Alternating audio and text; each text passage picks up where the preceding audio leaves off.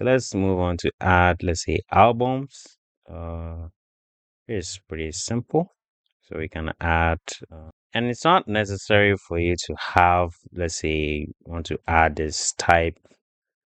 You have to create the type before you add the response or the request itself. You can simply just bring in all your types before, and you can bring in your request after. It's solely up to you, however you want it to be. So in this case right here, we want to bring in albums. So you can just kind of make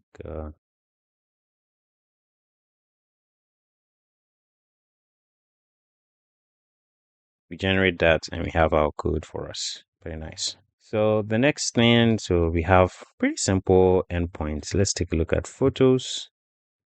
Is that complicated? It's very, very simple. But still, let's add it.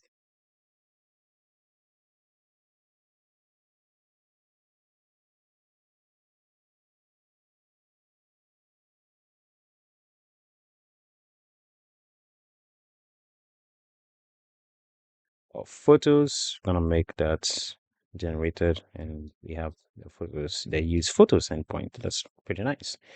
The next thing that we want to do probably is to do's. Let's see what to do's.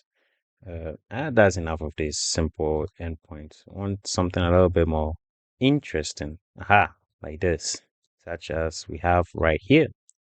Okay, so we have this user object, which is much more interesting than the endpoints that we've been dealing with so far.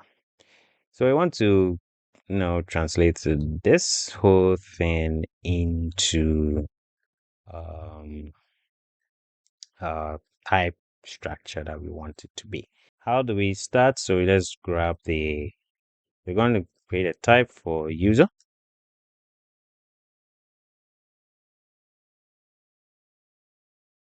The next thing that I want to look at is an object inside another object. If right now we haven't properly handled the body that contains an object itself.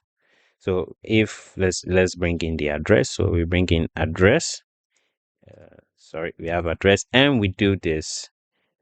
The code generator does not understand this. It doesn't know what we are dealing with or what it is. Okay. So we need to handle that. And there are several ways we can do this. One being you can actually create a type separately. So let's say we have a type of, let's call it a user address. And then we can put in those types inside there and then reference that here. Let's say, and call this one user address, which then we can handle this, inside here pretty simple if the primitive mapping doesn't match it. You can do that, or we can handle the object directly. We can bring in the object directly in there and then handle that separately. That will be inside this body thing that we have over here. We can go both ways. We can go both ways, and let's see how to do that. So first things first, let's go with this one of just having the objects directly inside of it.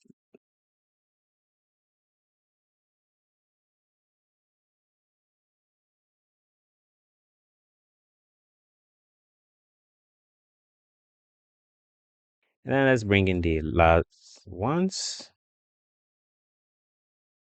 Then company. Now company, we want it to use the other structure of user company. So you want to use a structure. So we need to handle both of them separately. And that's pretty simple to handle over here. So if the value type can be this or this. Now, if it's not a primitive type, we need to handle that differently. That means that over in this particular case right here, if it's not that,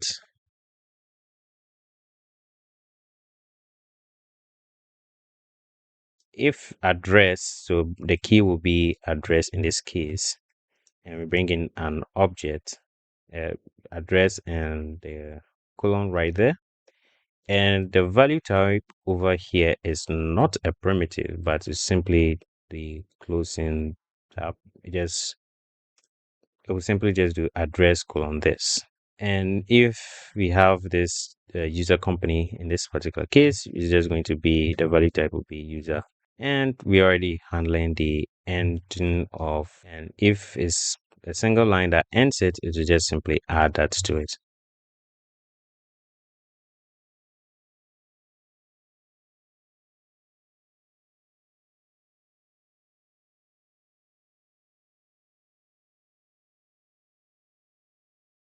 This is the problem that we have here.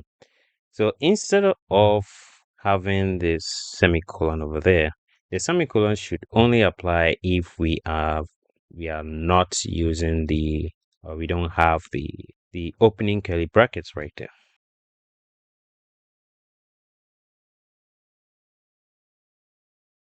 It generates that for us. Now we have our user company, and as you can see, it infers that directly for us. So once we bring in the types for user company, which in this case is name, catchphrase, and BS, which is weird. I've never seen that before.